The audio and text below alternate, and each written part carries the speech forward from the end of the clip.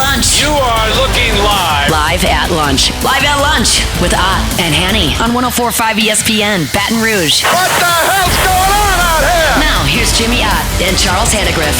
For some reason or another, you sound a little taller on radio. Is it live? Is it live? Is it live? From Mike Anderson, Seafood, Wesley at Nicholson, welcome to the Tuesday edition Live at Lunch, 104.5 ESPN Baton Rouge. Charles Hannegriff along with Jimmy Ott. Jordan Kinchin's back in the studio. Andy Isco with us on Tuesdays. We do first class, second class, no class. I've been out. I was out the last couple of Tuesdays with That's different right. stuff. So we're back to Carnival first, second, season. yeah, carnival and colonoscopy season. The last 2 weeks. Well, CC. Yeah, right. Beautiful day here in Baton Rouge. We got The best. springtime temperatures and sunshine, and we got basketball. We got college basketball. This is conference tournament week, championship week, and the first of the big conferences going out here in just about half an hour. Cincinnati and Oklahoma State, who just played 3 days ago.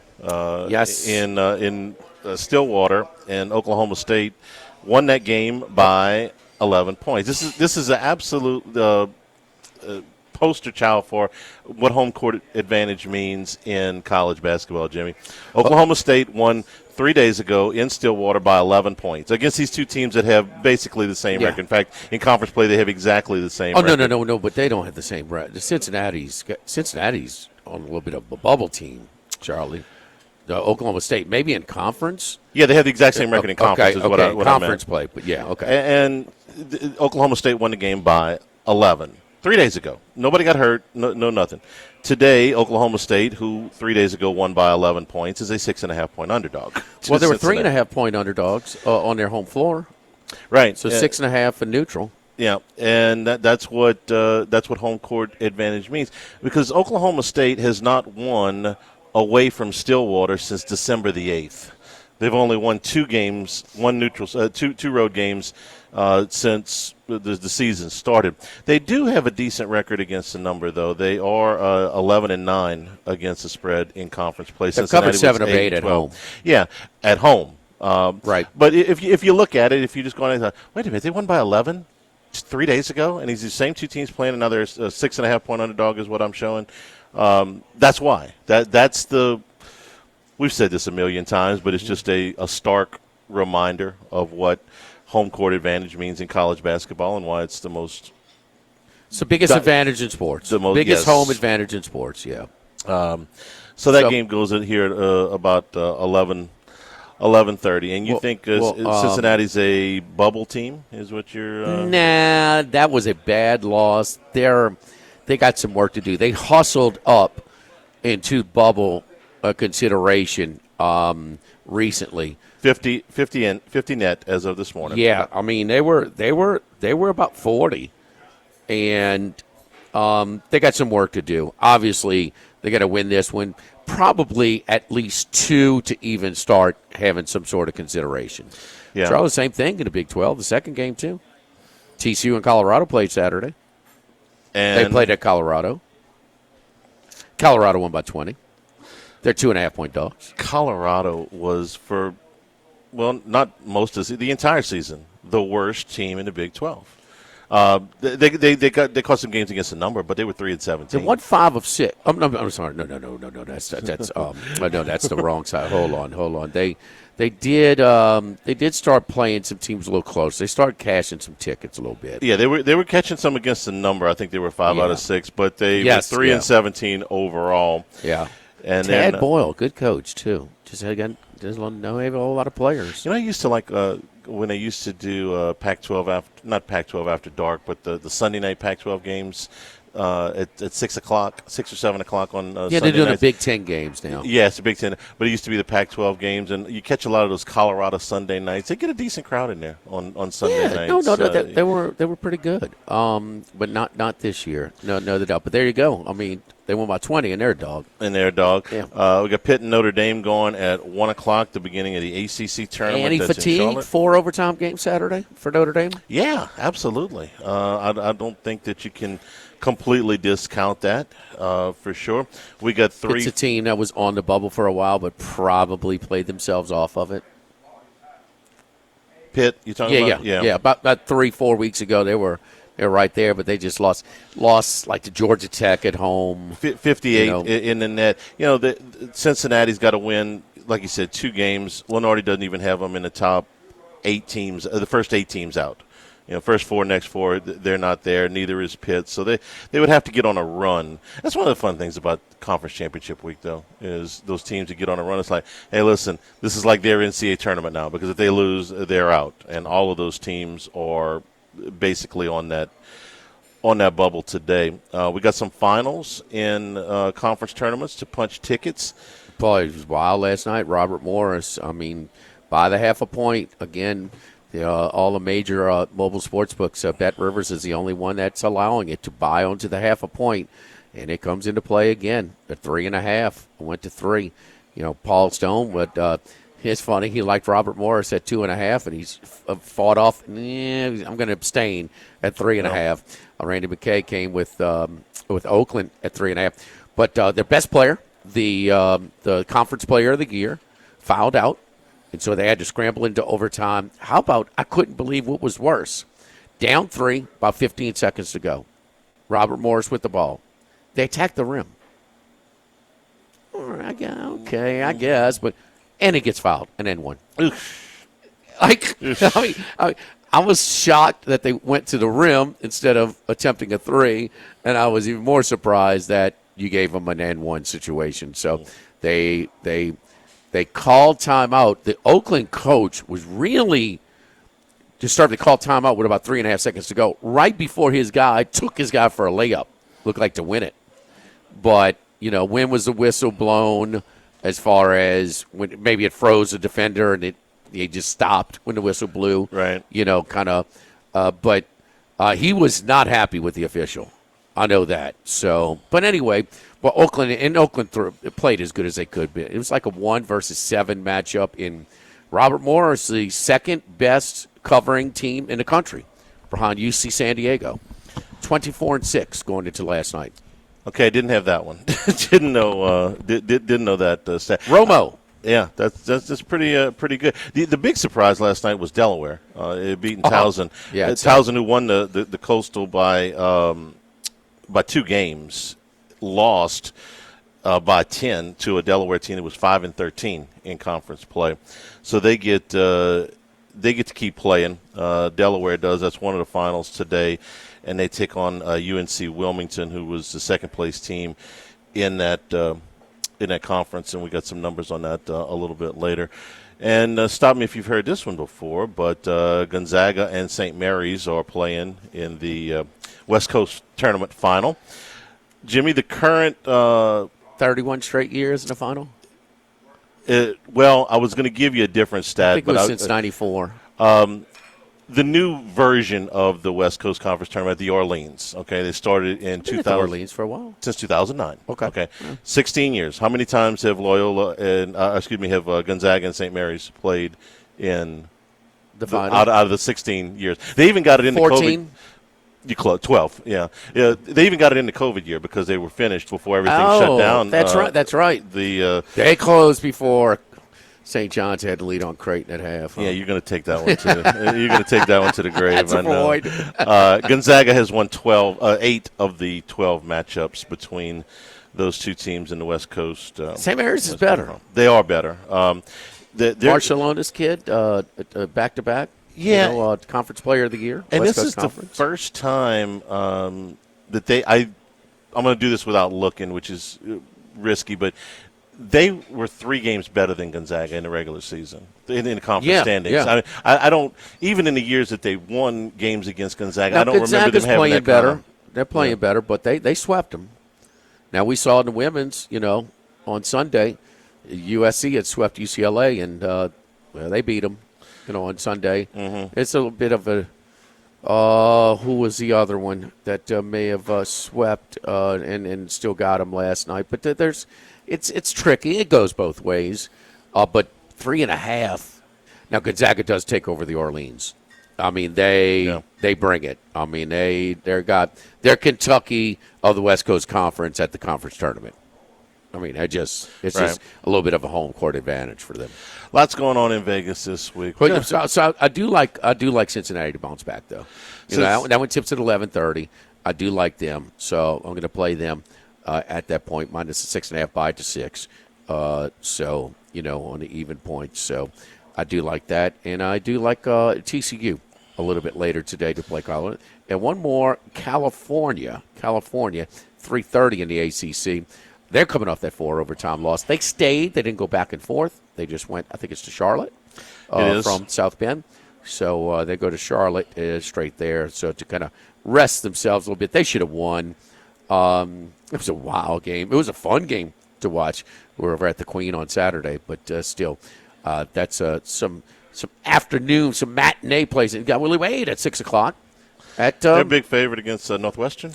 So they won the seed. They didn't. It had nothing to do with them winning the league regular season title the past 2 years. They had won the bid already with that new facility in Lake Charles to host the semifinals and finals. So I think they have to get in. I don't think they have enough for the NET. I don't think it's quite as strong as it was last year. And another conference loss would knock it down even some more. So, but we have to see, NC State, maybe not. Will Wade, just like every other coach out there, wants an SEC job. They got the most money. They'll have the revenue share. Probably they'll have the budget. It's a job, and you're going to have less at most other conferences. And then the Big Ten jobs are secondary, and so we'll have to see what opens up. Maybe not as many with Georgia rallying, with Oklahoma rallying. Right. Texas looks like that one's going to open up. We'll have to see who goes to Texas to see if Will Wade might end up there. McNeese is net 61, but they are hurt. They only have one win that's in the first two boxes with quad they didn't have the 2. non-conference wins. They don't have the non-conference wins that they did last year. At VCU, at Michigan, some there was another. They had some competitive games in Tuscaloosa against Alabama. The close one is Starkville. They lost by 3. Yeah. The Mississippi State game. So those are obviously tournament teams. At their place, but they just don't. And factor in another loss if they were up for. So they got to win. They have only lost one game since the middle of December, and that was they slipped up against Nichols right at the beginning of February. On paper, maybe more talented team. In reality, not quite as much grit and hunger and feistiness. So, and they had a key injury as well.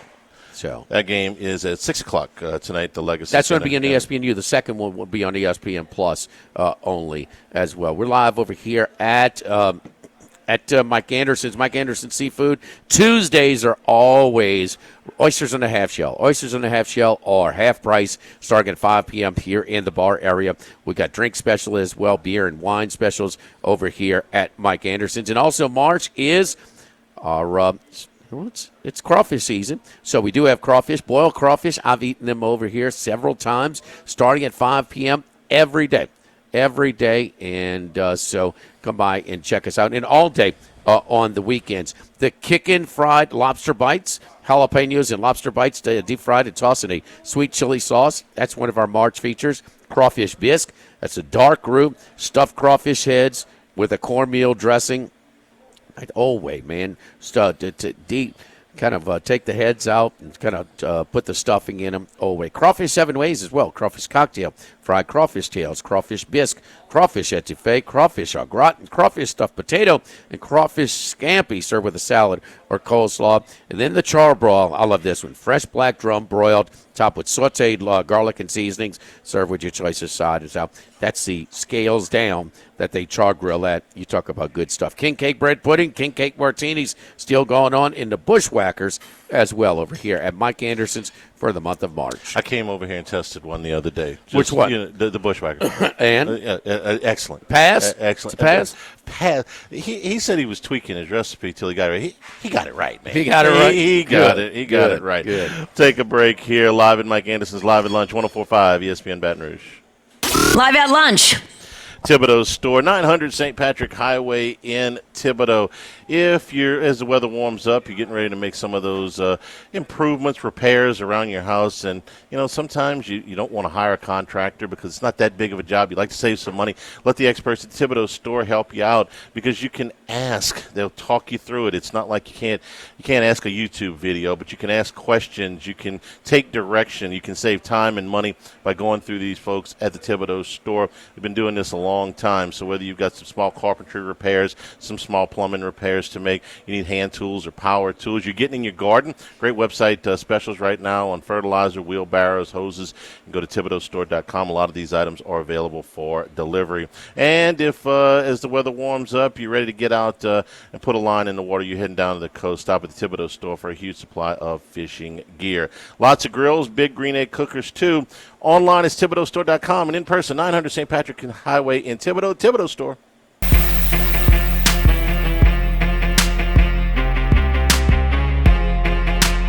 Live at lunch with Ott and Annie from Mike Anderson Seafood on Lee Drive on 104.5 ESPN Baton Rouge. Show's available on demand. LouisianaSports.net, 104.5 ESPN.com. New Handycast up. Me, Doug Thompson, Dan Canterbury reviewing last weekend's sweep for LSU baseball and looking ahead to conference play that is starting this Friday at the box against Missouri. Here at Mike Anderson's, Jimmy free agency, the tampering period, but every few minutes seems like a deal is coming across the wire. The Saints got themselves cap compliant, which they were going to do by doing what they do, restructuring deals. I'd like to just for a second here. Can we do something just a touch different when we talk about the Saints? I don't really want to talk about the salary cap. For a second, yeah. Well, because that's all it ends up being is how did they get under the cap? So they restructured Carl Granderson, Kalen Saunders. They re-signed Chase Young to avoid the big dead cap hit. They got Chase Young on a contract that is right about what it's market value, maybe an eyelash above, but it's about right.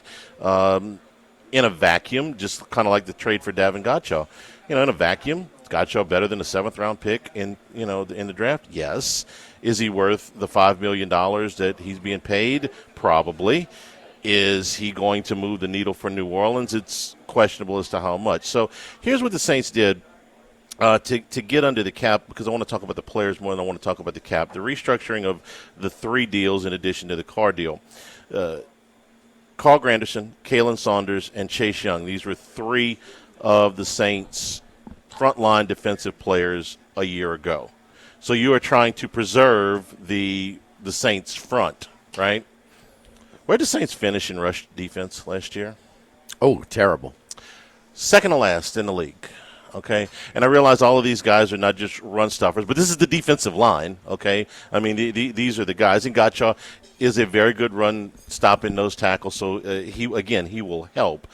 But you got to restructure all of these deals just to get this in there. I'm wondering, when you go sign these guys, like Cesar Ruiz, who's an okay player. I don't think he's a bad player. I don't think he's a really good player. I think he's had one really good year out of the time he's been in New Orleans. But is he an okay player? Yeah, you can buy with him. He's all right. Is Granderson a good player? I would say he's an okay player. He had 5.5 sacks last year. He was better a couple of years ago, but he was okay.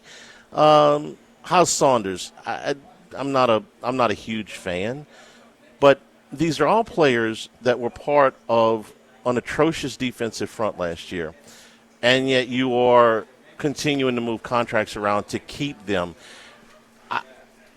You go out and you overpay for a free agent. Okay, you're looking for something different. You extend a contract that maybe is a little bit too far for a veteran like a Cam Jordan because of what he's meant to the franchise. But maybe the most baffling part of the whole Saints strategy is clinging to these players that are just okay. And in some cases, they're not even okay. Max, you're giving me a funny look. Is Kalen Saunders a really good player? No, No. Is Carl Granderson a really good player? I mean, I think he's okay. I don't think any of these guys are terrible. They'd find somewhere in the league to play, and they're probably Chase Young's debatable, man. Chase Young. Come on, he's better than those guys. Well, and he's younger. He's still on. If you think last year's a stepping stone, first time since the beginning of his career, he played 17 games, was in there all 17. Okay, we didn't know that. He had 5.5 sacks. Okay, that's not bad. And he's 25 years old, going to be 26 during next season. I could take a chance on Chase Young. Okay, why now? Why do you want to be 8-9? I don't. Why you? That's why I said attention. In a vacuum. Pay attention to what San Francisco is doing by comparison, or Seattle. Okay, they realize it's got to get worse before it gets better. Yeah. Yeah, and the Saints have never. Subscribed to that. San Francisco has been way better than the Saints. San Francisco for them to do it, $188 million worth of players in the last 2 days is what has. Well, then in Samuel too wasn't. I was counting him, but his was a little bit earlier than 2 days ago. But I'm counting. Okay, him. That's like say a bit more than 2 days ago. I'm sorry, since the offseason. Okay. 188 million in players, including a 9-time Pro Bowler in. Usek, the fullback, okay, and kind of a, he's not a high salary guy, huh? I mean, maybe. I mean, like it kind of part of what they are, huh? Yeah, he's been their version of Taysom Hill. He's done a little bit of everything. I mean, minus the quarterback part. I mean, he's been a part of their passing game. They use him in ways.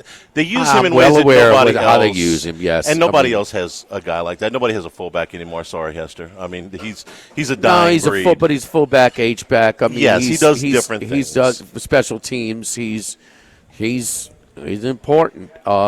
He kind of good football player. Yes, really good. Yes, football I mean, player. just Great part of their player. physicality. That line of scrimmage type of team which they've been, and they know it's slipping. Now they had a ton of injuries this past year, but still, the window's kind of window. We know is definitely over for Brock Purdy in his rookie salary, rookie contract. That's right. His rookie contract. So they have to adjust, and they're not playing to go, to go 10-7, maybe get a wild card, or maybe even win the division, but not really be a threat. They know they don't have the roster that they've had where they've gotten so close, and so they're going to go a different way. I mean, the San Francisco acts like a bunch of other teams. The Saints act like the Jets, Cincinnati, Cleveland, Jacksonville, Raiders, Dallas, Bears, Arizona, Atlanta, Carolina, and the Giants are kind of creeping up in that compromised organization pretty close. And then you see two teams that wait a minute, what? What about this move? They're trading backup quarterbacks. Oh, Cleveland. Change of scenery. They're on the list. Change of scenery. Helping out. Eagles. Oh, but wait, one of them got a 5th-round pick extra too. Well, who might that be? The team that has the best roster in football, or the team that is on this list as far as incompetent organizations? Just a 5th-round pick by itself. I mean, Thompson Robinson for Pickett would have been a whatever trade. You can throw in a 5? It's unnecessary. Very unnecessary. It is completely. It's not the. But I mean, he's just building capital. Yes. For nothing. It's for a backup quarterback switch. And both guys are going to be backups. They're not going to be starters. Yeah, I can't say it any better than that. Here was one of the more interesting strategic things I thought yesterday for two teams who are both contenders, both playoff teams. Both of them have quarterbacks under rookie contracts for a while. Okay, the Commanders traded for Laramie Tunsil. Houston gets essentially 3 picks out of this because they swapped 4th-round picks. They get a 3rd, a 2nd, and a 7th for Laramie Tunsil. So if you're the Commanders and you want to protect Jaden Daniels, this is one of the best offensive tackles. Now, he had a bad penalty season last year. He had the most penalties in the NFL, but his pass blocking grade was among the top 10. Laramie Tunsil is still, even with the penalties, a top player in the league. The Commanders go out and get him to protect Jaden Daniels. The Texans, whose quarterback is also under a rookie contract and whose quarterback got hit more times than anybody not named Caleb Williams last year, trade away their best offensive lineman. But they do it to get a bushel full of picks over the next 2 seasons that they feel that they can rebuild with. Those are 2 reasonable strategies. I don't know which one's going to work better. Would you rather have Laramie Tunsil, or would you rather have a 2nd, 3rd, and 7th round pick? Depends on how well you draft, right? But at least I see the strategy. Okay, Washington wants to be better right now. They were a game away from the Super Bowl a year ago. They want to make damn sure that the franchise isn't hurt. They went out and got the best guy that was on the market, and they paid a premium for it. 3 picks. But they got a really good quarterback under a rookie contract for a few years, and they're going to make a run. And Houston also has a rookie quarterback under contract for 3 years left on his rookie deal. Playoff team both of his first years. They say, listen, Tunsil's fine, but we need more. We're going to have these. We're going to take 3 extra picks with this because we believe in our drafting strategy, and we believe that we can. I don't want to say replace him in the aggregate, but we can put more pieces that can help him. But if you're C.J. Stroud, you got to go, damn dog, man, I got the crap beat out of me last year, and you're just trading away to one guy up front that I actually know can block. It's an aggressive strategy, but at least I understand what you're trying to do.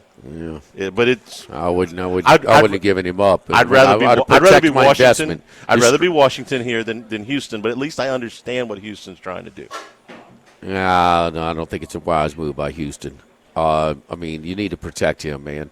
I mean, you see, even the Bears are scrambling. They're trying to bring in it's kind of a Cincinnati approach. It's kind of these. So linemen that they're bringing in, but they're trying to see if they can, they got to improve what they had. That's for sure. But it's a Band-Aid type of approach. The Texans, they moved a guard as well today, Kenyon Green for C.J. Gardner-Johnson. So they moved 2 now offensive linemen. I'm not, Charlie. You fine with that? Green wasn't very good last year. His great Tunsil is the one. I mean, when you're going out to find somebody to protect your franchise quarterback, you're looking for somebody like Laramie Tunsil. Top 10 pass block win rate last year. Now, he led the league in penalties, okay? He wasn't perfect. It just depends on how well you think that you can fill in this year's draft and next year's draft. That's where your capital is. Like I said, it's a risky move. Trading Green. Your for best lineman led Johnson. The league in penalties. He did. Oof. He did. Oof. One of the best pass blocking. Hey, when you get those holding penalties, at least your quarterback doesn't get hit. You're doing it right.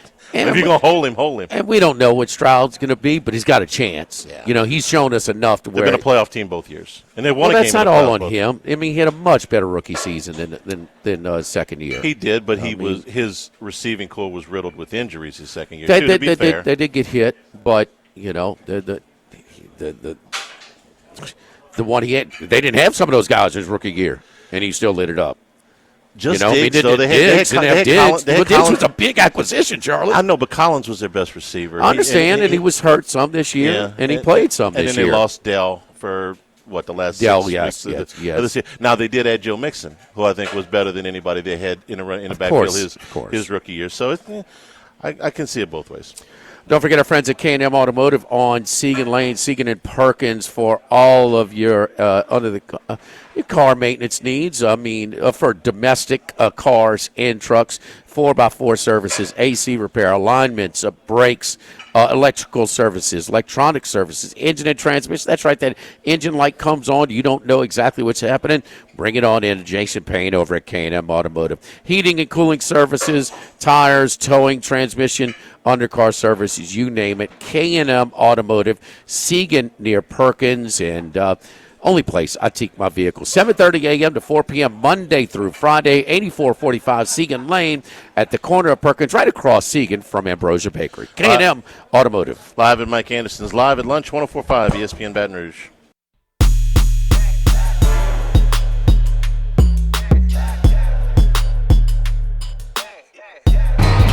Heading out to Las Vegas, deep in the desert, lives one man. One man of many sports bets. The one and only Andy Isco. Let's go out to Las Vegas, Andy Isco. Andy, how you doing, buddy? I'm doing well. This is one of the fun weeks of the year as it sort of whets our appetite for what comes beginning, I guess actually a week from tonight. Before we get into conference tournament week, can I throw some NFL stuff at you? Because I think it's you that brings it up every year when we approach the start of the NFL season, and you cite Andy Reid's win total record, And, of course, they were the Right. number 1 seed this year, so they had to go over again. Is it going over like 12 years in a row over there? And if they go back to Philly. Yeah, I think it's been something like that. I think maybe it was last year that they fell a little bit short.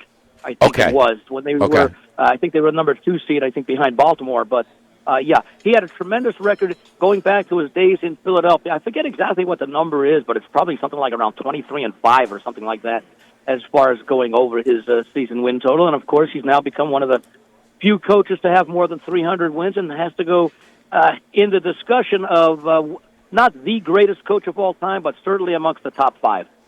Yeah, because Philadelphia, all the division titles, they probably went over in a lot of those as well. But no, they were at least the 3 seed. I'm pretty sure there were 3 last year because they had to go back-to-back road games to Buffalo and Baltimore, if you remember the divisional and conference championship. You're talking about Kansas City. Yeah. So, they went, 11-6 last year. So probably under, huh, Charlie? Probably about 11.5, something like that. So 15-2, but unbelievable record. Maybe go to 2017, he went 10-6. Was that? But that might have been. That was before Mahomes. That may have been Alex Smith, perhaps. Alex Smith. Yeah. That's probably an over then, huh? Yeah, I would imagine, because I don't think. Well, he had made the play. I think he's made the playoffs all but I think maybe his first or second season with Kansas City, which I think his first year was 2013. So I'm guessing that at that point, Denver was, I think, maybe they had been to like 2 straight Super Bowls as the AFC West champion before 2017. And so I'm guessing that Kansas City's total might have been about 9 or 9.5 back then. Mike Tomlin went over again.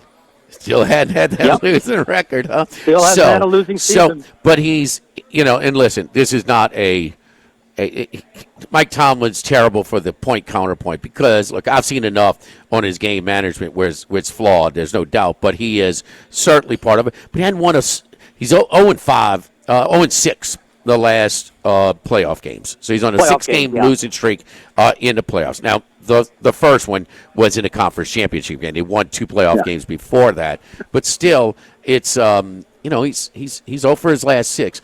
And well, so keep in mind, by the way, one thing that people don't consider, and it's a very important consideration, is that for I think the last 3 or 4, maybe even 5 of those, he didn't have Ben Roethlisberger, who arguably is a Hall of Fame quarterback. He had a lot of journeyman quarterback, Russell Wilson last year, for example. So there's such a strong connection between coaching and quarterbacking. I think that's what makes Andy Reid so good, is that he didn't do it 20 years with the same quarterback like Tom Brady and Bill Belichick. He did it with a number of quarterbacks in different locations, and sometimes that goes overlooked where you talk about a coach's record and a quarterback's record in the playoffs. It's not always, in fact, it's rarely related just to the performances of each, especially the quarterback.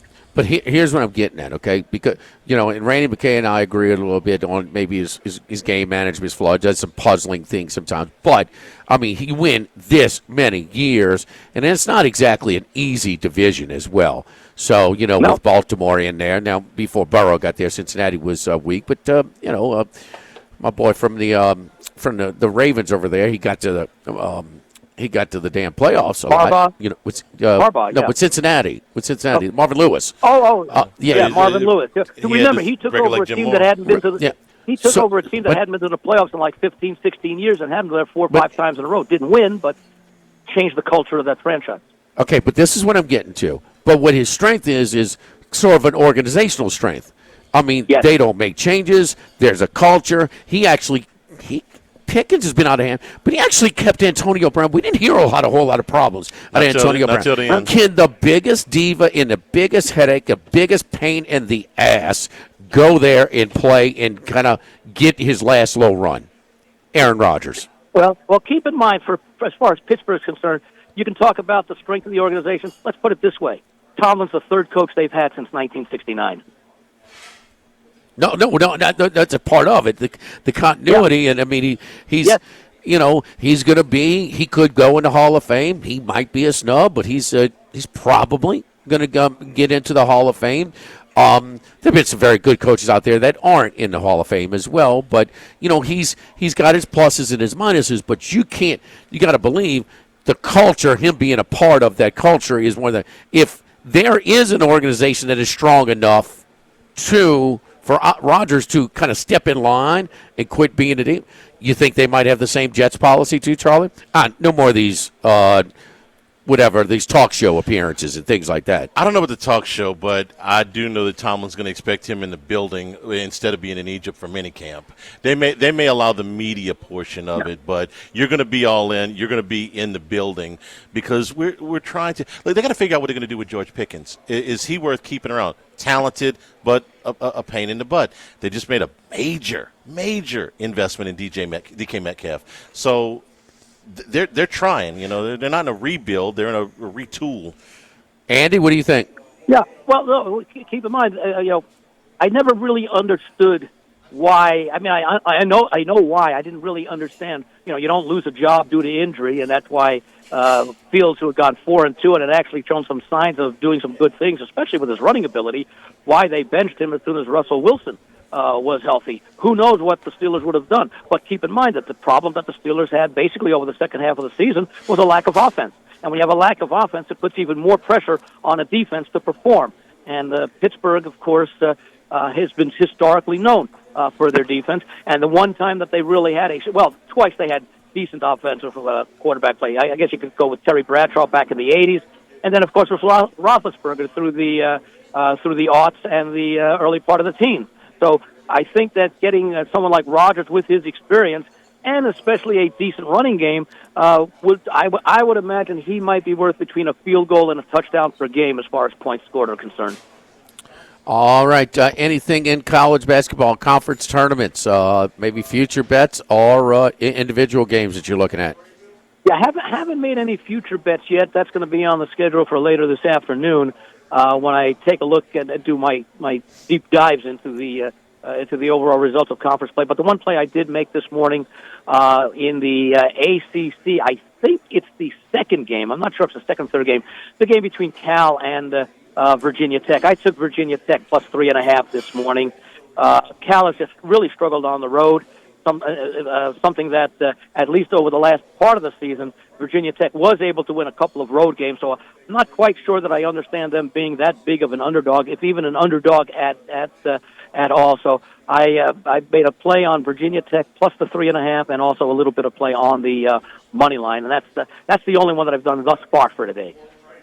And anything in the NBA that you're looking at?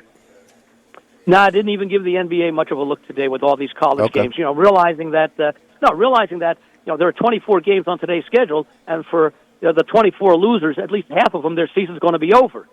I normally look in a lot of these conference tournament games. I normally look towards underdogs and unders. For example, the two I had last night were a pair of underdogs that didn't win but covered the point spread. One was the small spread that Charleston was getting against Wilmington, and the other one was taking, even with the absence of their big player, San Francisco getting that generous number against Gonzaga. So we've seen so many games come down to the wire in these tournaments. And by the way, keep in mind next year, as has been the case for many years, the Missouri Valley Conference, those unders are almost, they're hitting at probably about 80%. I think they were 7-1 or something like that this year to the under. So keep that in mind. And that's been the trend in that conference for, probably the past decade or so. They had their final on Sunday, their traditional final. They go a little bit earlier than usual, and Drake pulls it off again. Drake with they were criticizing their hire. They lost their coach, and he went to West Virginia and DeVries and took his son, and they were calling him D2 Drake, and they were bringing all the D2 players. Well, they win 30 games again. And that's going to be a team, depending on the matchup, that I'll probably be able to. You're probably going to get single digits wherever they're seated. But even so, this is a team that knows how to win. They've got plenty of experience, even with all the turnover. And, depending upon where their seed is, I'm just hoping they don't get a number 8 or number 9 seed. I don't think they will, being from a mid-major conference. But nonetheless, it's a team I'm going to be looking to back, perhaps even to make it to the Sweet 16 this year. Andy, one more thing that I would, sometimes we like to play. And I'm sort of a dog player, but if, and I'll bet's a favorite. No, more favorites than usual, especially at home in college basketball. Well, sometimes in these tournaments. All right, let me get this. So, but we'll take some favorites that I don't think the dog has a chance to cover, but I don't really want to lay it. So I'll put together a little favorite money line parlay. This is not the week. Okay? This is you're going to see the teams that are favorite that don't have as much motivation. Their seeding is pretty much set, and some teams that are playing their last game, of the regular season. Their dream to try and make a run and get into the tournament. This is not the week for moneyline parlays. You agree? No, exactly. One of the games I was looking at today was TCU laying. I think it's now up a little higher. It was 2.5 against Colorado. They just played at Colorado on Saturday and got beaten by 20. Now, they didn't have a heck of a lot to play for, but perhaps they knew this was a potential matchup. I'd like to back TCU, but I'm not quite sure that I can because that might be a team that I would look to play on a money line, even though the point spread is very low. But, yeah, you take anywhere, say, 4 to 6 point favorites, especially those that can make at least 75% of their free throws, so they're favored and they figure to be ahead by a small margin and going to the free throw line in the final minute and a half or so. Those are the kind of teams I look for to put together maybe in 2-3 team money line parlays. All right, Andy, good luck to you this week. Next week we'll have the field of 68 set and get some picks for the tournament because we definitely going to be we have an audience that wants a lot of picks for the March Madness next week. Yeah, by the way, I think I mentioned it last week. I'll mention it again. Wait to make any futures plays until the revised odds come out because, as I said last week, we'll know what the pairings are, we know what the paths are, and a team that right now you might be able to get at 15-1 could be 25-1 depending upon their region and their path. Very good. Good advice. Follow Andy on Twitter at VegasAndy711. Andy, good luck. We'll talk to you next week for some March Madness picks. Look forward to it, guys. Enjoy the week.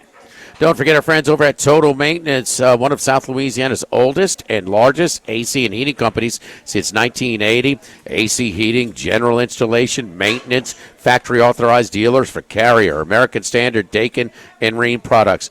A day like today, Chamber of Commerce Day. Starts off, cool in the morning, gets up the high of 78. This is Del Mar weather. It's a little chilly in the morning, huh? This is it. So complain about being a little. This is perfect. Matt, so soak this in because we don't get. Matt, we don't get this. We don't really think about getting the AC checked. It might be on just a tad here or there. You might even run the heater at night and then run the or in the morning and run the AC in the evening time. But anyway, this is the time because we can get to you more conveniently than ever. It's also on special. Normally it's $179. It's now just $79 if you mention our name. And it's going to, when you stress your unit, it's going to allow you for lower monthly bills. We're going to identify if there's a part that's about to go out or things like that, which will avoid a more costly, more inconvenient breakage of your unit as well when it's really hot and then you really feel it and when you got to get it done. Hey, call my friends at Total Maintenance. Again, 480-1000, 480-1000. Now's the time to get that one-time AC visit. Normally $179. It's just $79 at Total Maintenance. Live at Mike Anderson's Live at Lunch, 104.5 ESPN Baton Rouge.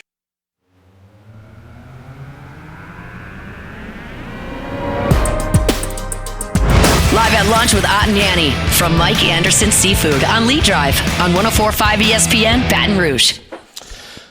Will Harris, who the Saints signed on a pretty good one-year deal last year, has agreed to a 2-year deal with the Washington Commanders, and a former LSU player getting paid, Kristen Fulton, 2-year deal with the Chiefs, $20 million, $15 million fully guaranteed. So good for the former Romo Raider, wasn't he? Yeah, absolutely. Yeah.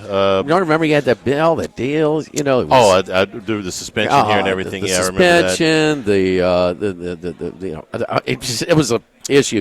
He could play though, and then he ended up being, of course, on the national championship. He started with team. Tennessee, right? First 4 years with Tennessee. Spent last year with the Chargers, and now good player though. He's a very good player.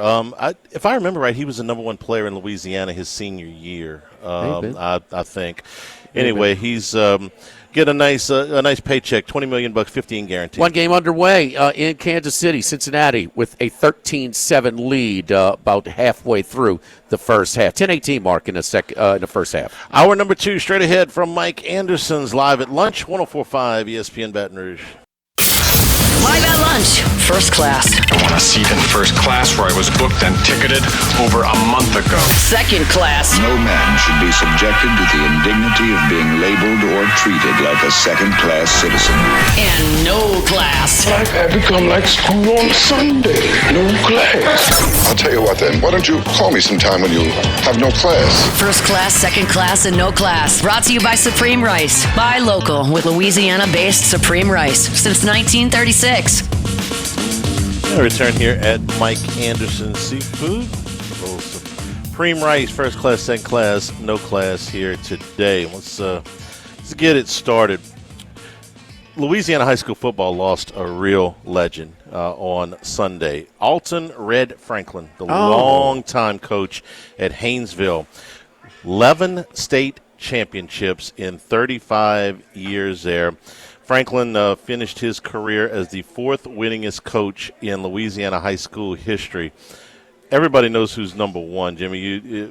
JT Curtis, but you want to take a guess at who's second and third? These are names you know in the annals. Franklin's 11 state titles is up there, only behind JT. I'll let you stew on that while I give you the rest of what I wanted to say about Red Franklin. He was Coach of the Year in his district 23 times in a 7-year stretch from 1990 to 1996. His teams went 96-4. He is in the Louisiana High School Athletic Association and Coaches Hall of Fame. He's in the Louisiana Sports Hall of Fame. I didn't know this. Sometimes when you read obits, you find out something you didn't know about a player or a coach. Red Franklin began as a college football player, his career at Alabama. Played a season for Bear Bryant, which I didn't know, and he was at LC, Louisiana. That Louisiana explains College. some things, though. Oh well, that explains some things. At LC, he was he's in the Louisiana College Hall of Fame. State champions, like I said, 11 times, 33 consecutive winning seasons, 15 straight district titles, 8 undefeated teams. And nearly all of his teams went to the playoffs. And here's one little note for you, Jimmy. In 1988, Red Franklin was on the sideline when I finished my high school career on the wrong end of a lopsided score against Haynesville. And that team went on to play. They were on a 25-game winning streak. They went on to play the Chad Luke Brad Banna team from U High for the state championship, which, of course, U High won in 1988. But Franklin was as good a coach as has ever put a whistle around his neck in this state, and that's regardless of college, high school, pro. He was as good as it got, and he passed away at the age of 89. I remember thinking, not exactly a modern offense that he ran. There were the tight splits, baby. There was blocking and tackling. It was old school, and it was kind of the thing, back in that era. South Louisiana teams were a little bit more wide open, and the North Louisiana teams had just way it went, had a little bit more size, and they were a little bit more between the tackles. Here's what I admired about him, despite being on. He beat us twice. Okay, he beat us in the semifinals and he beat us in the quarterfinals. So I know about being on the wrong end of a score from Red Franklin. Haynesville is not a very big town, okay, and it's in the rural part of North Louisiana. Very close to the Arkansas border. Very close. I want to say less than 10 miles, but I may be a little bit off on it. But it's very close. He just took that. Okay, they didn't get off the bus with 100 guys. Okay, they played Class A football. He took what was in his community and he made them great. He dip in Arkansas a little bit every now and then for a good player. But Arkansas was 12 miles away. He took a small community team, which I'm sorry, that's at my heartstrings, and just made them great. Every year. Well, but the style of play, and I think it's funny that you mentioned Curtis as well as JT. You don't think his offensive system is a little bit dated? Oh, they don't do anything fancy as well, but they just they're not going to make mistakes. They're not going to commit penalties. They're not going to miss blocks. They're not going to miss tackles. It's just basics emphasized and so fundamentally sound. I think JT's was known for a little bit more for the the special teams that they were so good at. A little bit more than Red's team, but Saw one of the better finals, more competitive, because a lot of the finals, when they got there, they would destroy the opposition. Yeah, they ran a lot of people off the field. Tony Bowie was an outstanding player for Buras and Amos Cormier's team there, and they had a great game, man, one Friday night down in the Dome. So it was back and forth. Haynesville eventually won it, but no, there was some Red Franklin, baby. No, if you followed high school football at all in that era, you knew those teams are just such a pain to deal with, man, because they just don't make any mistakes. They did, and they had better athletes than you would expect for a Class A team with 40 guys on the team. Yes, not a ton of prospects, right? But yes, really good high school athletes. Yeah. He finishes fourth. JT is one. Jim Hightower is number 2. Is still coaching down at St. Thomas More. It started at Caliga Point Capee, and Louis Cook. Both the St. Thomas More coaching, because Bruce Hart's brother's still at the basketball, right? Oh, you got me there. Because he was like the high school coach of the year, whatever, or he's about to break the record. So both of the St. Thomas More coaches are right there to, Jim Hightower just finished his 51st season. Now, not all of that was at Thomas More. He started St. Thomas More. But I believe he's the only coach St. Thomas More's ever had. That school opened, I think, in 1981. Yeah, it was a girls' school. And we played them. Hightower beat us too. We were playing up in class. They were playing their games at the old Clark Field when the school opened, and eventually, about 10 years later, they had all of their facilities, and of course, it's a gorgeous facility now. But they started from very humble beginnings. I don't think anybody coached there before Hightower. Could be wrong on that, but he's been there at least since the mid '80s, right after the school started their football program. I have my own first class this week. Do tell. Can I do? Yeah, absolutely. Because I love going to the PMAC, right? You go to the for some events. maybe but not. I felt the itch, so I was invited to go to the gymnastics meet. Yeah, and so it was senior night. Okay, they had 10 seniors, Charlie. Well, they had 4th, 5th, and 6th year seniors. That's right. They went out with the 6. I saw a perfect 10. Wow. Wow. How about that? Saw a perfect 10. Saw them tie a school record for score. 198.5. And I mean, smoke a team that's, I looked at the rankings today, they're number 5 in the country, Georgia. It was no contest. There's no contest. So our buddy Trey, his daughter Catherine was one of the seniors. I think with the injury, she might run it back for a redshirt year next year. But, and I also enjoyed how they did the senior ceremony after the meet instead of before. And, kind of, okay, does everybody get there a half an hour before? Right. But, and I don't know, maybe 15, 20% left, but you get still had a big crowd, sellout crowd again for it. That like you said, they move. It's just constant. The longest breaks are the 2-minute breaks between the 4, basically the quarters, the different events, and that is it. It moves, and the band's there. It's good. It's just fun, man. And listen, we want to go and see. When we go to sports, we want to see people, men or women, that could do things we can't do. I mean, not the weekend warrior can't do. The weekend warrior can't do this stuff. Okay, I can tell you that. It's just, and so then after, and then the senior presentation, seeing the families, it was just kind of, it was good. It was good. I'm glad I went. Then we went to a little reception after, kind of agree to the facility, and I didn't get to go through the whole thing, but I saw enough. Still got the new car smell. It's impressive. Yeah. I'll just say that. It is really impressive.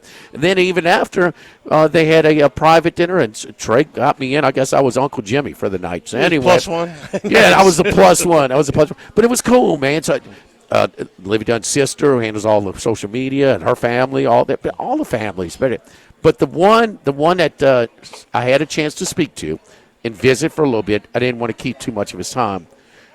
But Jay Clark, the way I don't know anything about gymnastics. You want to stick your landing, okay, you don't want to, whatever. You can tell a little bit more level of difficulty if you watch for a little bit.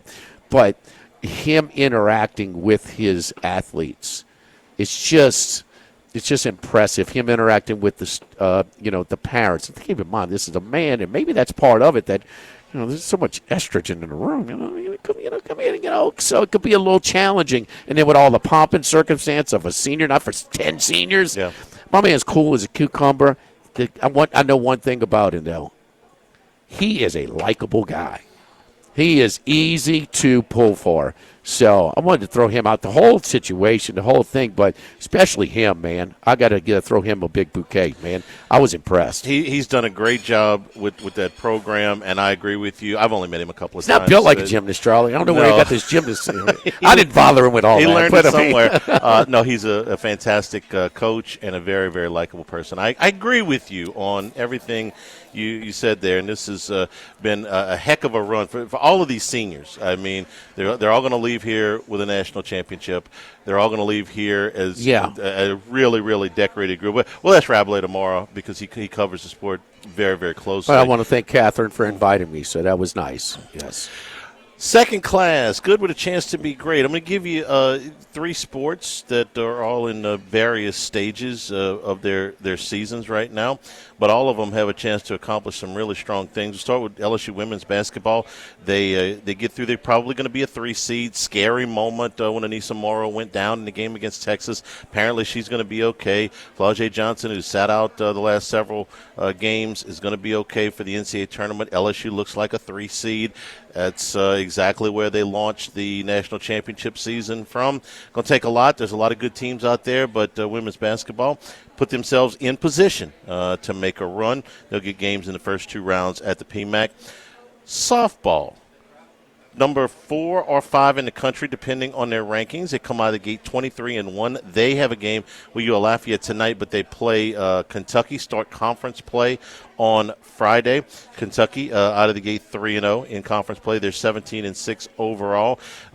Beth Torina's got a really, really good club, and we'll see what kind of season they have. They start SEC play, and of course the baseball team, number 1 or 2 in the country. They've got one more non-conference game tonight against a Xavier team that's played a bunch of good competition. Played Stanford, played Vandy, played Tennessee.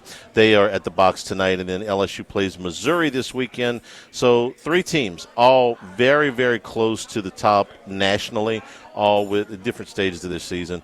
Good with a chance to be great. And a shout-out here to the Charlotte Hornets. Why, Max? Because they've won their last 2 games, and the Pelicans are once again within a half game of top odds in the lottery. Oh, so well, go Hornets. Yeah, they beat the Heat, so I need either Orlando or Atlanta in the Southeast Division. So I just want the Hornets to win 2 more games than the Pels the rest of the way. I'm just excited they signed Mo Bamba to a 10-day contract. Mo Bamba. I loved Mo Bamba at Texas. He was fun to watch. Great song, too. All right, Max. And in no class, I got to get your thing. This is the week where, casual golf fans start to pay a little bit of attention. The Players' Championship, and, of course, the Masters is in a few weeks. But what comes up at the Players' Championship every year is Live Golf. This is what Justin Thomas, pretty prominent player, right? I know he hadn't won in a minute, but pretty prominent player on the major tour. A couple of years ago. Yes, pretty prominent guy, I would say.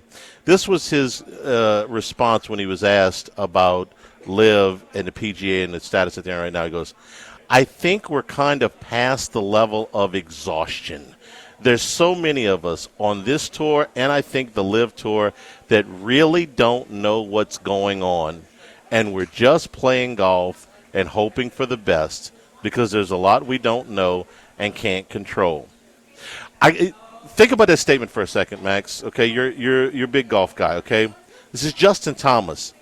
We really don't know what's going on. Guys on either tour, we've been at this 3 years now, okay? If Justin Thomas doesn't know, I've tried to follow this. I really have. Tiger at the White House, Norman, the Saudis. I've really tried to follow this to get a handle on where they're at and where they're going. And I won't say I've given up, but I'll be the first person to say I don't understand it. I don't understand what the next move might be. I don't know when it's going to be. But I felt a little bit better with this. If Justin Thomas doesn't know, how can that makes you feel good? Yeah, because if Okay. I don't, it makes me feel better about my lack of understanding of it. Oh. Because if he does, no, it doesn't make me feel better about the situation.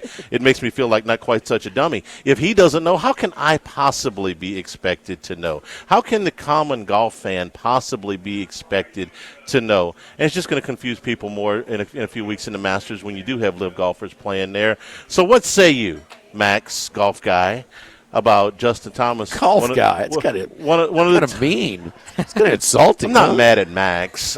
You are. You're taking it out on Max. I'm taking it out on Max. You do it all the time. I'm learning from you. Max, if Justin Thomas doesn't know, how can any of us possibly be? Well, we don't know. This week with the players, we get one of the only times we'll hear from the commissioner, the PGA Tour, Jay Monahan. So he had a press conference earlier. I'll have to listen to that later on. But, yeah, it's not great, especially when you consider Tiger Woods was talking at the Genesis, seemed like they were close to a deal. There was a lot of public sentiment among some of the players. All right, we're getting close. We're close to a deal. There was a rumor at one point that maybe they'd announce something by the players. That's clearly not going to happen. They had a meeting at some point with Yasser, who's the PIF Saudi Arabia head of this whole live thing. They met with the president, and it doesn't seem to have gone very well because they seem like they're now even further apart from a deal than when they were recently talking. So there's a lot of speculation over what the real issues are, whether it's just PGA Tour players not wanting live guys back immediately. They need to pay some sort of punishment for coming back, whether the team aspect will be a part of the PGA Tour if they merge at some point. But all in all, it's just it's not great that the tours are so far apart and that we only really get 4 instances where the best players in the world all meet together, even though the players is about as close as you'll get to that on the PGA Tour. The team golf has very little appeal to me. Outside, the Ryder Cup is great. The President's Cup is fine. Outside of that, I'm not really interested in team golf. Jimmy, you ever think this Monday and Tuesday night stuff, Max loves it. This manufactured crap. Oh, look at a funny Asian guy. He's making he's doing stuff with the crowd. That's top so golf. Fabricated. That's top golf with PGA guys. I don't care. I'm talking about if they were at the Players this week. Okay, and they said, okay, our team, our 4 golfers, we're going to be the Flyers or the fishermen. That's what they're doing. The cliques. Yeah, whatever. Okay, that's what they do at Live Golf. I have no interest in seeing that on the PGA Tour. Okay, I want to see who's going to win the damn golf tournament. I want to see who's going to finish in the top 5, who's going to finish in the top 10, and I don't care about the Sharks or the Flyers or the what did you say, the Gleeks? The cliques, the high flyers, the 4 aces. I thought you said the Gleeks. They named it after the Super Friends monkey. The Fireball. The Wonder Twins monkey, Gleek. You're too young to remember Gleek. For what it's worth, Charlie, if Phil Mickelson, at his age, was top 5 on the PGA Tour, it may be making pretty big waves, right? The Arnold Palmer, if he finished top 5, he was in the mix, that'd be pretty big, right? Mm-hmm. Well, Phil Mickelson was top 5 at Live last week, and I don't think anybody knows about it because nobody cares about Live. See it a little bit more in FS2, but that's only if they forget to change the channel at the sports book. That's about it. I mean, at least they don't. But it's but we want to see the best players. I thought Rory had a really good response. At the Arnold Palmer when they asked him, does the PGA Tour need a merger? He says they don't need. I think the better choice of words is we're welcome one. Everybody involved wants the best players to play against each other and be on it. But the PGA is doing it's still doing well with the ratings and everything else without a merger. So neat. I thought he handled it beautifully. That was a pre-tournament presser. A lot of the Live contracts are reportedly about to run out. That's kind of the fork in the road. Oh, they're out of money at this point. Oh, they're out of money. They got plenty of money. Oh, no, they ain't out of money, Charlie. But this is not the USFL. Out of money they want to spend. Oh, no, that's different. Yes. Do they re-sign Dustin Johnson, who is about to be out of a deal and finished dead last in Live last week? Like, do they want to make those moves? So it kind of seems like now's the time to merge. One point to mention, though, this week the players, the first time we'll see a former Live golfer in a PGA Tour event, Laurie Cantor, qualified for the players. He is not suspended. He was never part of the PGA Tour. So an interesting little wrinkle there. He will be playing in the players this week as a former Live player. Rory's a nice guy because if he wanted to, I wouldn't blame him if he went out there and they said, what about Live Golf? He'd be bleep you, bleep you, bleep you, and bleep Live Golf because every time I say something, you guys hang me out to dry. So I got nothing else to say about Live Golf. It's a beautiful no class, okay, because it's pretty weak, okay? The real no class in golf is Shane Lowry. Lit it up, loves the course. He was a course for the horse for the course, everything, and then he throws up on himself. What the hell happened there? You had money on him, Jimmy? I can't Yes, tell. yes. Oh, you did? You did too. I didn't actually. All three of us. You didn't have I him had to money win on a first bunch of round? other losers like Tommy. You didn't have him to Fleetwood, win but first round? No, I didn't have Lowry at all. Yes, you told me you I did. was sweating for you. Jimmy. Oh, I like to be nice. Say, gestures of goodwill. Don't forget our friends at Supreme Rice bringing Charlie's first, second, no class each and every week. The parboil rice. It's every Monday. It is a big hit for years. I can't believe it's been a big savior. For years, I've tried to and get my rice. Am I not spraying it with cold water exactly after to get the residue? Am I not doing this? What am I doing? Trying to get it fluffy, firm, big. It's the rice. The parboil rice is going to give you that restaurant, that perfect rice that you have when you go to your restaurants. Check it out wherever you find all of your Supreme Rice products at all Baton Rouge area grocery stores, including Rouse's right down the street. Supreme Rice and SupremeRice.com. Live at Mike Anderson's Live at Lunch, 104.5 ESPN Baton Rouge.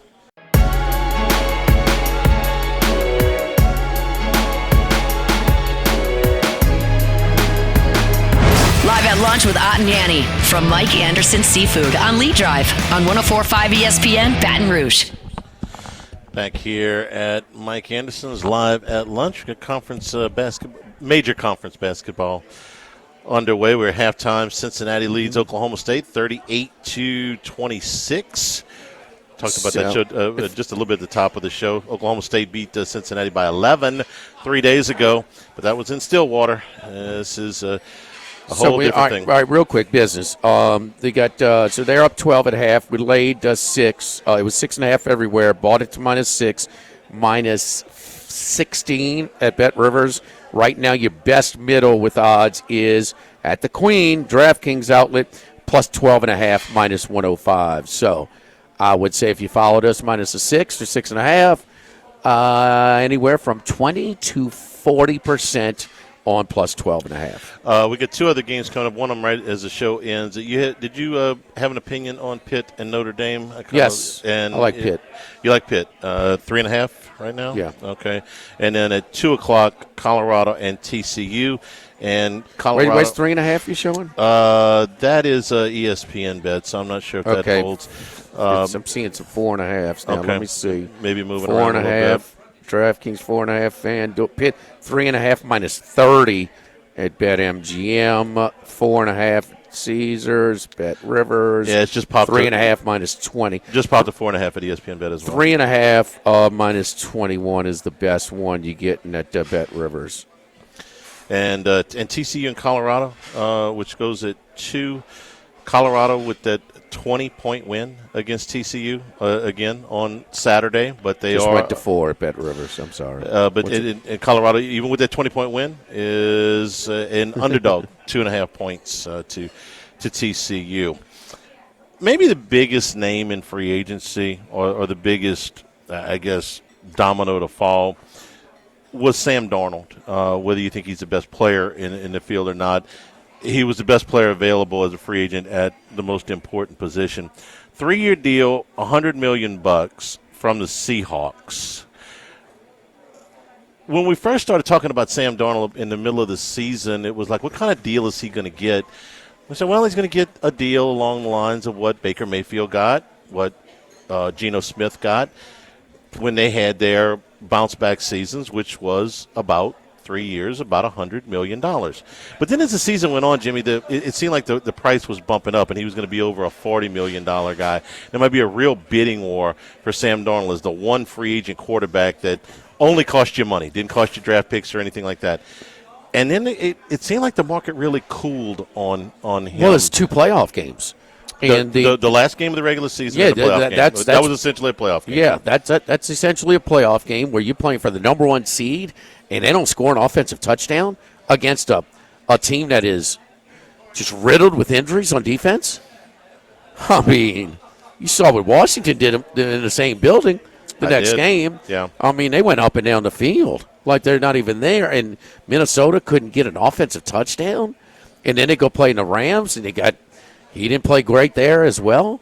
So that was the biggest spots. He had a very good regular season, but, man, those 2 games cost him a bit, and they should. I mean, How can you not factor that into to the desire to sign him and how much you're going to pay him? Of course, it factors in. So at least he solidified himself, and this wasn't a given when he first took over this season. Was he a starter in the league? You did not know. No. Now is he?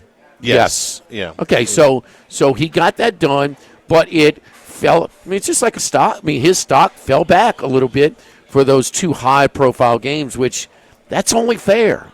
I mean, that's you have to ding him. So I mean, where he is, he was. They wanted him more than Geno Smith. They did. Okay, so I mean, Geno Smith's a starter. Geno Smith is a starter in the league. Right now, what's the difference? I mean, I don't care how bad you do. They got at least 8 to 10 that are worse than Geno Smith. No, Geno's absolutely. Not only is he a starting quarterback, I think he's in the third tier. 8 quarterbacks worse than him. Yeah, I'd say for sure. If you had to go win a game, right now, this Sunday, and you put Sam Darnold or Geno Smith out there, who would you want? Because I'm about to tell you what the difference between Geno Smith and Sam Darnold.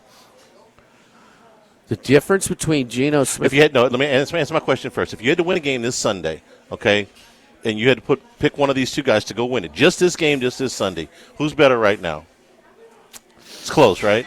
Yeah, well, Geno's a higher variance, and you don't know what you get in more week to week. And I've seen Darnold play bad, but I haven't seen Darnold play like that damn Rams game for Geno at home. And I mean, it was a joke. Yeah. So it was a joke. I mean, close. he's single-handed. But yeah, it would depend on the matchup. But it's close. Okay. But I would favor Darnold. Darnold's 7 years younger. That's the biggest difference between these two guys. Yeah. Yes. If you're the Seahawks. Yes. Geno's got a lot more starts. Yes. Same money, same guy right now, but Darnold is 7 years younger. What is interesting to me about this is that the Seahawks decided to move on from DK Metcalf. If you're bringing in a quarterback that you want to win now, you've got a good backfield. But right now your receivers, Jackson Smith and Jigba, who we like, and they're the two starting wide receivers are Jake Bobo and Drake Young, neither of whom I've ever heard of. I would have kept. My point is, if I'm going to go invest in a quarterback like this, I think I'd have kept Metcalf as a true number one receiver. Well, I mean, how much are they paying Darnold? I mean, I didn't see $33 million a year average, which is not out of the ballpark for a free agent NFL starting quarterback. If they win the game against Detroit and they win the first game in the playoffs, even if they lose in the NFC Championship game in Philadelphia, they would have played Washington. Okay, if they get those 2 wins and they lose in the NFC Championship game, Darnold's over $40 million easy. Even if he only played okay, I think he's over $40 million easy. They get him for a little bit cheaper, but they're risking something. You know, there's no guarantee that Darnold's going to be great. Do note that Clint Kubiak, now the OC for the Seahawks, did work with Sam Darnold in 2023 with the Niners. They tried to re-sign Geno to an extension. He balked at the extension, so they traded him and went in this direction instead. Well, no kidding. Charlie knocked him down, but I mean, I don't think the Vikings let him go either. If he finished strong, that's a great question, because even with the bad finish, there was talk that the Vikings would bring him back. They don't know what they got in J.J. McCarthy, other than they got a high first-round pick invested in him. You never do. They don't know if he's going to be a good player or not. You never do know what you have in a rookie quarterback. You never do. Boom or bust. Don't forget our friends over at Relief Windows, for windows, for doors, for siding, and for shutters. Top quality windows, door, siding, and interior shutters. Exceptional customer service. I can speak firsthand by that when I used, at 2 different occasions, used Relief Windows. Give them a call at 230-5652 and, just – set up the consultation. They came over, evaluated the situation, sat down with the computer, did a little on the laptop, did a sort of computer rendering, say, hey, you like this, this is what we, kind of do this. And everything was, do you want levers, you want them to open up, all of that stuff. Then they order it. Then they come set up the installation time.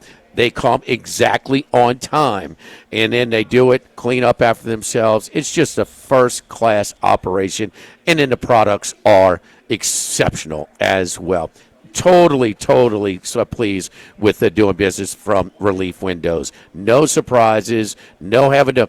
Sometimes you hire people and it costs you more work than you had before. Not the case. Totally satisfied with Relief Windows. Give them a call as well, 230-5652 and reliefwindows.com. Live at Mike Anderson's Live at Lunch, 104.5 ESPN Baton Rouge. Live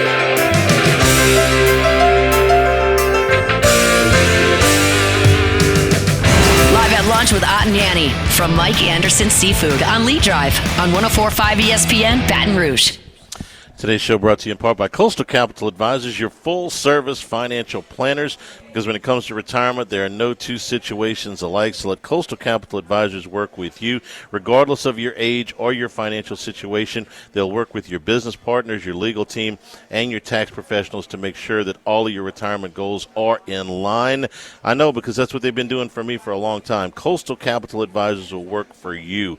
More information, contact Philip Fontenot and his staff at 337-981-1376 or online coastalcapitaladv.com. Advisory services provided by New Age Advisors, member FINRA, SIPC. One of the games later today in the Big 12 tournament is Arizona State and Kansas State. We've asked this question before, Jimmy, but Andy was talking about a lot of these teams, their seasons will come to an end today. Arizona State is one of those teams if they lose this game to Kansas State, and you got to ask, is this the end for Bobby Hurley? It is. It should be. Yeah. He's been at 10 seasons at Arizona State, and his winning percentage in conference play is almost identical. I mean, to the third decimal point, it's Kevin Keats, who was fired earlier this week from NC State, except for one big thing. Keats went to the Final Four last year. Hurley has not won a tournament Well, Keats is different from everybody that get fired because nobody's ever been fired the year after the Final Four. Yeah. Hurley has not won an NCAA tournament game in 10 years. Not won a tournament game. No. He's not a good coach. They have a winning record in conference play 3 times in 10 seasons. So my second question to you is, how long did he hold on to this job because his name's Bobby Hurley? About 3 or 4 years. More than he should have. Maybe even more than that. In the last 5 seasons, they have finished 5th once is their highest. The last 5 years, 9th, 8th, 5th, 9th, 15th. Yeah. How good a job is that? Is that a good job, Arizona State? I'm hearing some whispers that how good of a job is going to floor you, who might be interested, but it's circumstantial because the coach and his wife's families are for both the Phoenix, Scottsdale area. Which is a fabulous place to live from everybody I've ever talked to that's lived there. There's people more. It's growing more and more. I've never heard anybody say, I lived in Tempe, Scottsdale, Phoenix, and I hated it. Never. Maybe somebody does, but I've never heard it. Scottsdale has primary school buses that are remote control, like they drive themselves. Okay, the self-driving buses? Yes. I mean, if you're willing to put school-age kids, and you feel that safe with the technology, it's pretty damn good. It's a little bit advanced. Scottsdale it's fabulous. I mean, the guys like Rick Neuheisel make that their home. Tons of California people for tax breaks and whatever reasons. Yeah. Now you don't have the year-round weather that you do in California, but it's pretty tough to beat. Arizona State's enrollment is phenomenal, but they are on, they get very little media coverage unless they're winning, because it's a pro town. You got MLB, NFL, NBA, NHL. I mean, you got everything. But it is so. But they always talk about. We talked about this past year with Arizona State football, right? Well, they put it together. Can they sustain something? The coach might give them a chance. And you got to win to excite the community to get them. They're not going to be built in, ready to just support it. Todd Golden from Florida is actually somewhat interested. Now, that would really open things up because the Florida job opens up, and he's only showing he might have the best roster in the country. That's the college roster. He doesn't have Duke's pro talent. The first thing you got to ask is he being forced out of Florida? No. No, I'm not talking about No, because his of the family. record. I'm talking about because of the. No, I know what you're talking Okay, about. all right. No. That Charlie, you hearing about him about that anymore? No, but it doesn't mean it's completely going away either. They're winning. It's going away. Okay. Then, okay. I mean, I get their season has only strengthened his position. They knew they were going to. They had an idea they might be pretty good this year when they said, okay, we've evaluated it, we've reviewed this, we're good. We're moving forward. They closed and cleared the investigation. Now they could bring it back up, but Okay. before winning at this level. Yeah. So no, but he's. I would be shocked if he left Florida. I would really, too. really surprised. But I mean, first of all, I think Florida could pay him a lot more money. You're in a better league, revenue sharing wise, than the Big 12. You're in the state of Florida. It's not like you're snowed in or anything like that. I realize Tempe is a wonderful place to live. I will say one thing though. Arizona State may be the most patient basketball program in the country. Hurley's been there 10 years. He's won 0 tournament games. Before that, Herb Sendek was there 10 years, won 1 tournament game.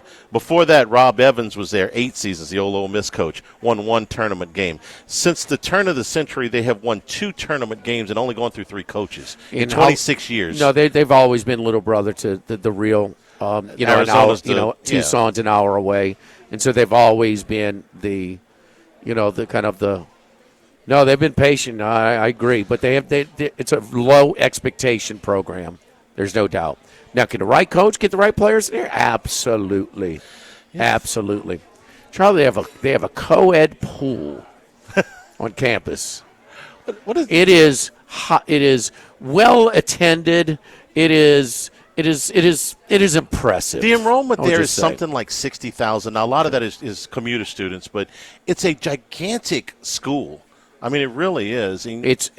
I would say of that, probably almost half are from California.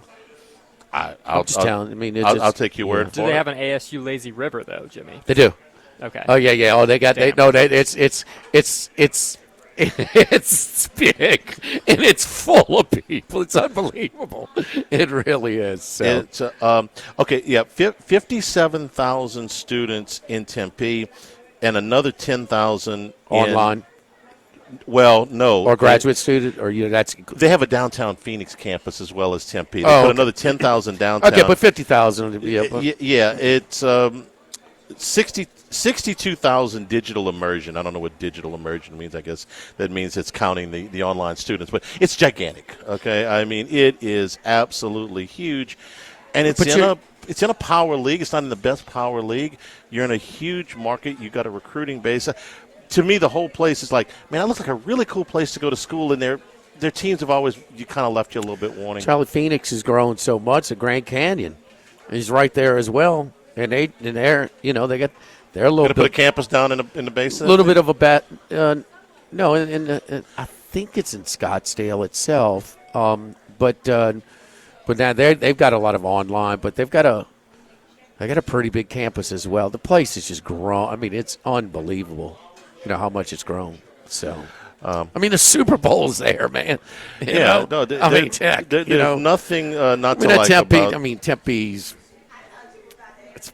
15, 20 minutes from downtown Phoenix. Max. The whole 20, thing, 25. The whole thing feels like one big city. It is. Yeah. It's almost like the Dallas-Fort Worth Metroplex. Yeah, you don't feel like you ever left town. No, there's no doubt about that. So, don't forget our friends over at Workbox Services. Workbox Services, my buddy Martin Padial and his staff over at Workbox can handle all of your movable storage needs, commercial or residential. Our shipping containers come in various sizes, 8x8, 8x10, 8x20, or even 8x40 feet. Not just one size. These units can be customized for any use. Custom lunchrooms, offices, work sites for plumbers or welders.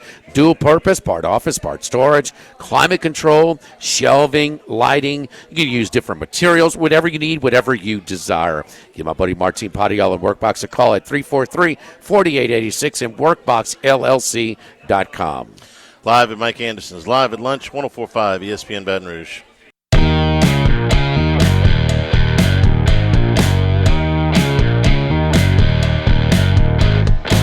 Live at lunch with Ott and Yanni from Mike Anderson Seafood on Lee Drive on 104.5 ESPN Baton Rouge.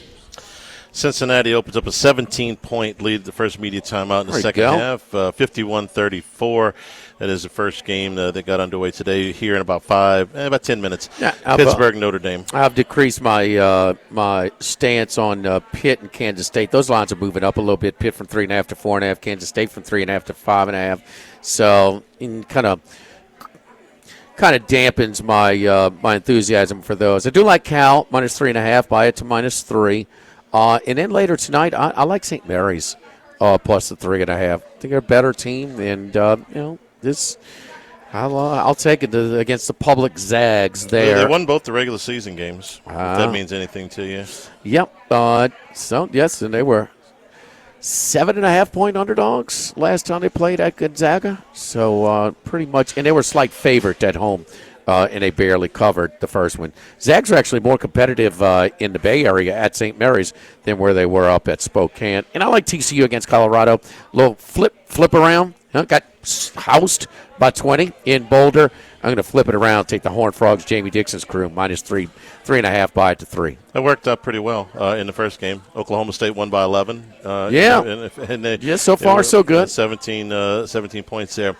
New stuff, not new stuff, but the March menu here at Mike Anderson's. Yeah, Mike Anderson's tonight again. Oysters in the half shell are half price tonight and every Tuesday night starting at 5 p.m. And, we do monthly specials. And for March, we're going to do the couple of appetizers, the kick and fried lobster bites and the crawfish bisque. The crawfish bisque is not just a soup. It's a dark roux with the stuffed crawfish heads, that old down the bayou type of recipe there with the cornmeal dressing. You do a large or a small. Crawfish 7 ways. The charbroil, also a black drum broad topped with sauteed garlic and seasonings. It's kind of scaled down. You talk about good as well. Still doing king cake bread pudding and the king cake martinis. And as we get into the warmer months, the bushwhackers as well. So those are your monthly features over here for the month of March. LSU baseball tonight at the box. Their final non-conference game of the pre-conference schedule goes against Xavier tonight, who's got we mentioned this on the podcast yesterday, and unusually we don't look at college baseball RPIs really till about the end of April, beginning of May. But they are playing a very challenging schedule so far. They have played Oregon State twice. They have played Stanford 4 times. They split 4 games with Stanford. They have played Tennessee, and they played 3 games. That's great, with Charlie. Vandy. How have they done? They split 4 games with Stanford. They lost both games to Oregon State, and they lost all 3 games to Vandy. Tennessee? They lost by 12. So now we're trying to the non-conference schedule is so weak. We're hyping up the teams that played tough schedules. Yeah. That's where we are. It would just wondering where this is going. It would be unusual to go look at them and say there are 2 RPI. Well, not really. No, we don't start to look at those for a while. Day basketball walk-ons Wednesday. Walk-ons week today. Wednesday and Thursday. Matinee college basketball at walk-ons. The original walk-ons tomorrow and Thursday. For Max and Jimmy, for Jordan back in the studio, I'm Charles Hanger saying thank you and good afternoon. Live at lunch, 104.5 ESPN Baton Rouge.